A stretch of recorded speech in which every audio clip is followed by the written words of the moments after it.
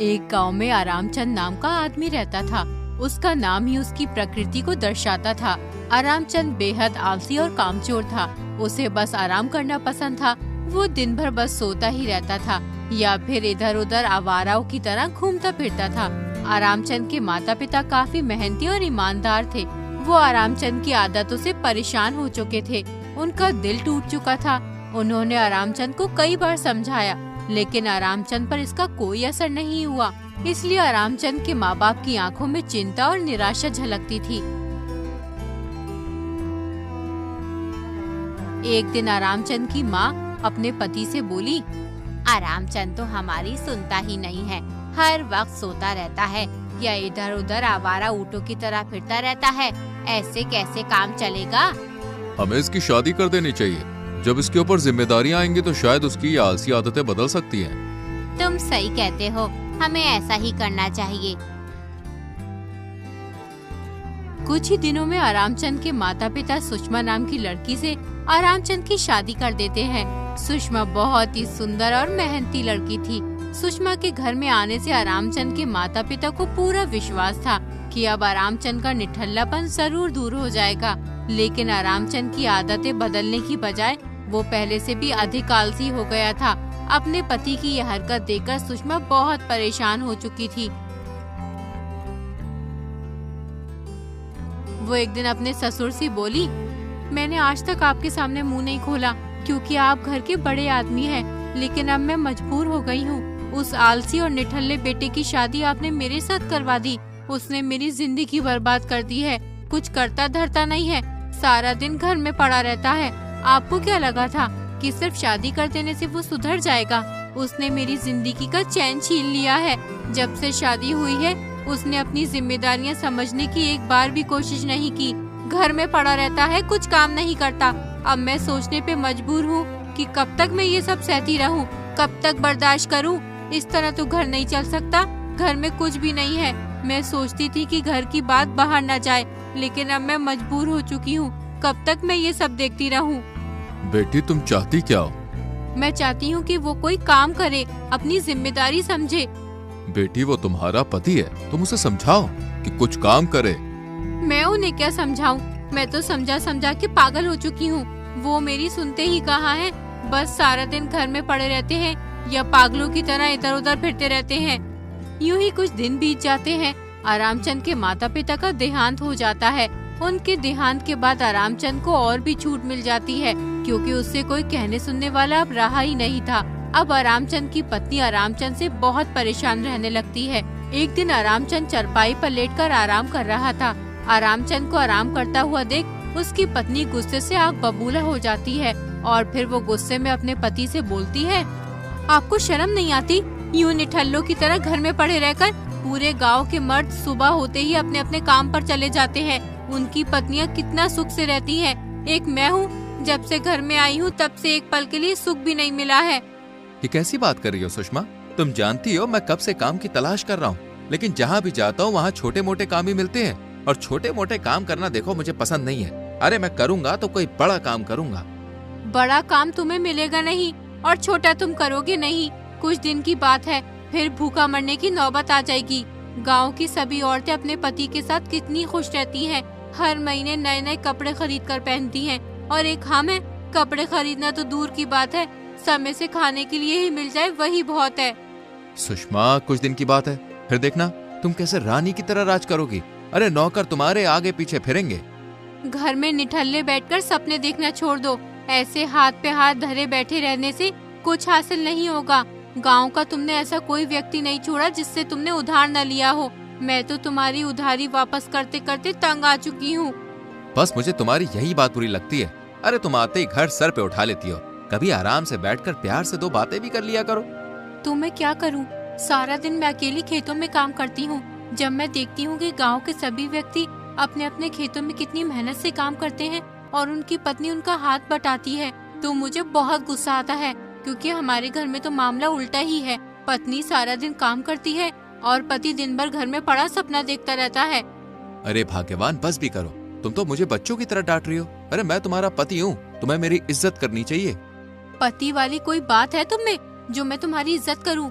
इज्जत उसकी होती है जो घर में 2 पैसे कमा कर देता है, घर में हाथ पर हाथ रखकर बैठने वाले की नहीं। जो आदमी अपने परिवार का पेट नहीं पाल सकता, उसकी इज्जत कौन करेगा?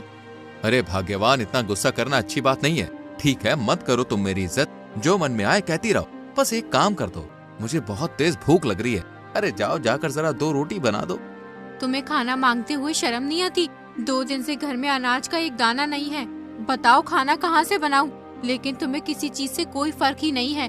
अगर तुम्हारे अंदर जरा भी शर्म बची है तो जाओ, जाकर कुछ काम करो, ताकि शाम के वक्त हमारे घर में चूल्हा जल जाए। शर्मिली की बात सुनकर आरामचंद घर से बाहर चला जाता है।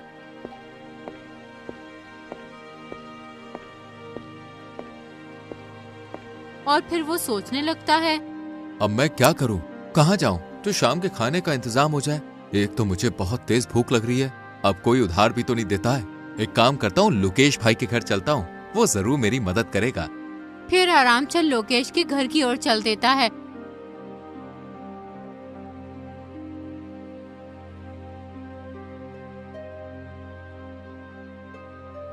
लोकेश के घर पहुंचकर आरामचंद लोकेश से बोला, भाई मैं इस वक्त बहुत परेशानी में हूँ, घर में खाने के लिए एक अनाज का दाना तक नहीं है।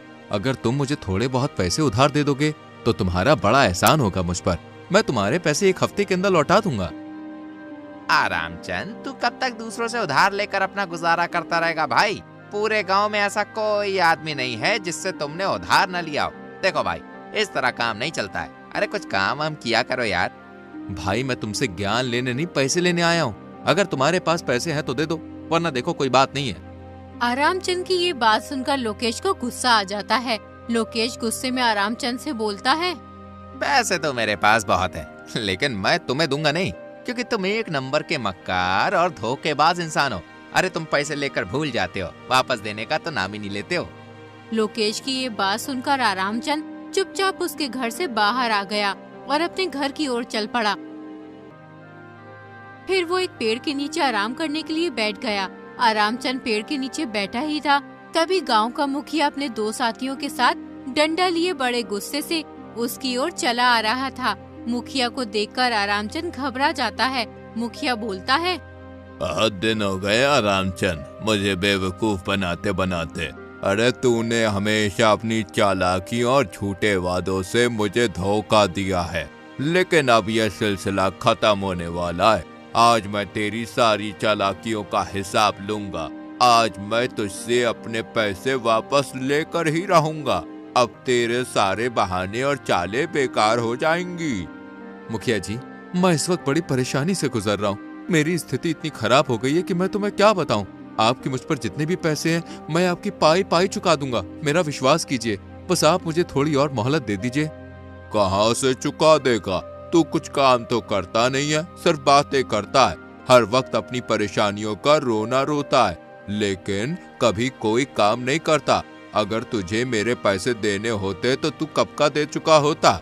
अरे तू धरती पर बोझ है, काम का न काज का, दुश्मन अनाज का।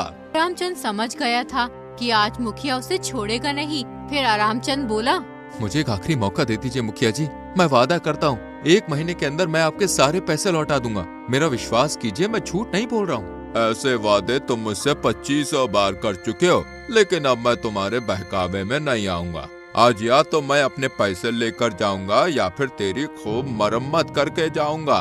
फिर मुखिया अपने नौकर से बोला, देखते क्या हो, मारो इसे, और तब तक मारो जब तक इसे इसकी नानी याद ना आ जाए। फिर कभी किसी से उधार लेने की सोचेगा नहीं। मुखिया के आदमी आरामचंद को मारने ही वाले थे कि तभी आरामचंद की पत्नी आ जाती है। वो मुखिया से बोलती है, मुखिया जी, इन्हें छोड़ दीजिए, मैं आपके सामने हाथ जोड़ती हूँ, इन्हें मत मारिए। सुषमा, आज तुम्हारी वजह से मैं इसे छोड़ रहा हूँ। अगर इसने इस महीने के अंदर मेरे पैसे नहीं दिए तो मैं इसका वो हाल करूँगा कि ये जिंदगी भर याद रखेगा। इतना कहकर मुखिया अपने घर चला जाता है।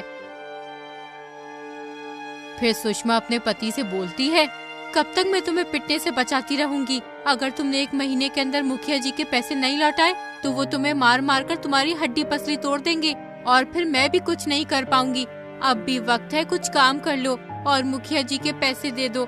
अब घर चलो, मैंने तुम्हारे लिए खाना बना दिया है, चलकर खाना खा लो। इतना कहकर सुषमा भी घर चली जाती है। फिर आरामचंद सोचने लगता है, सुषमा सही कह रही है। अगर मैंने मुखिया के पैसे नहीं लौटाए तो वो पीट पीट कर मेरा तो बुरा हाल कर देगा। मैं उसके नौकरों से पिटना नहीं चाहता हूँ। मुझे कैसे भी करके मुखिया के पैसे देने ही होंगे, लेकिन मैं मुखिया के पैसे कहाँ से दूं?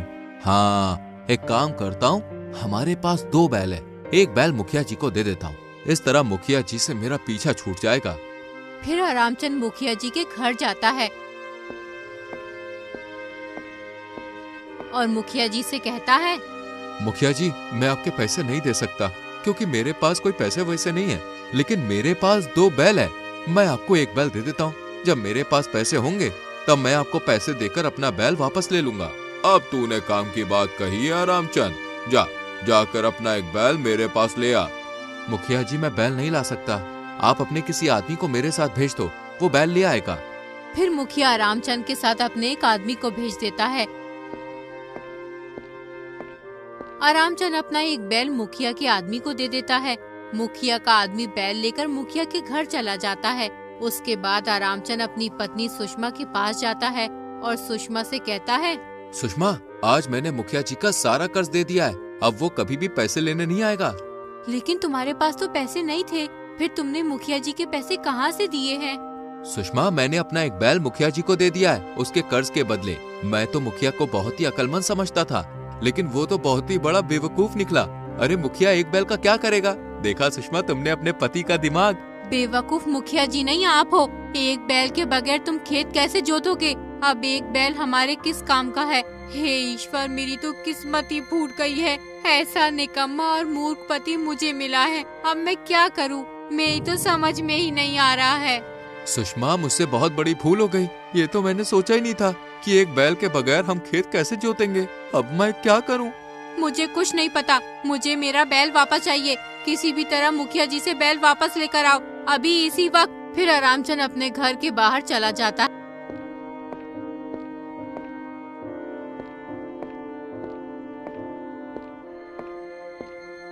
और जंगल में जाकर एक पेड़ के नीचे बैठकर अपनी बेवकूफी पर अफसोस करने लगता है कि तभी एक साधु बाबा रामचंद के पास आकर बोलते हैं, बेटा, तुम इस तरह उदास क्यों बैठे हो? मुझे लगता है कि तुम किसी परेशानी में हो। अगर तुम्हें कोई परेशानी हो तो तुम मुझे बता सकते हो। बाबा, मैं बहुत बड़ी परेशानी में हूँ और आप मेरी परेशानी दूर नहीं कर सकते हो, इसलिए कृपया करके मुझे अकेला छोड़ दो। बेटा, मैं तेरी परेशानी का कारण जानता हूँ। गाँव का मुखिया तेरा 1 बैल ले गया है और तूने गाँव वालों से कर्ज बहुत ज्यादा ले रखा है। तेरी पत्नी भी तुझसे बहुत नाराज है और तू यही सोच रहा है कि इन सभी मुसीबतों से कैसे छुटकारा पाया जाए। साधु बाबा की बात सुनकर आरामचंद बोला, बाबा, आप तो सब कुछ जानते हो। लगता है आप बहुत ही पहुंचे हुए साधु हो। बाबा, मेरी मदद कीजिए। मेरा 1 बैल जमींदार ले गया है, मुझे मेरा बैल वापस दिलवा दीजिए ताकि मैं मेहनत करके अपना खेत जोत सकूं और अच्छे से फसल उगाकर गांव के लोगों और मुखिया जी का कर्ज दे सकूं। बेटा, जब तक तू आलस करना नहीं छोड़ेगा तब तक तू कुछ भी नहीं कर सकता। तेरे ऊपर आलस हावी हो चुका है। वैसे तुझे किसी चीज का लालच नहीं है। अगर तू चाहता तो मुझसे धन दौलत और सोना चांदी भी मांग सकता था। इसका मतलब तेरा दिल अंदर से बिल्कुल साफ है। बाबा, कृपया मेरी मदद कीजिए। कैसे भी करके मुखिया जी से मेरा बैल मुझे वापस दिलवा दीजिए। जो चला गया उसका अफसोस करने से कोई फायदा नहीं। मैं तुझे मुखिया से तेरा बैल तो नहीं दिलवा सकता हूँ, लेकिन मैं तेरे शरीर के अंदर 1 बैल के बराबर ताकत भर सकता हूँ, जिससे तू अकेले अपना खेत जोत सकता है। साधु बाबा की बात सुनकर आरामचंद गहरी सोच में डूब गया और फिर बोला,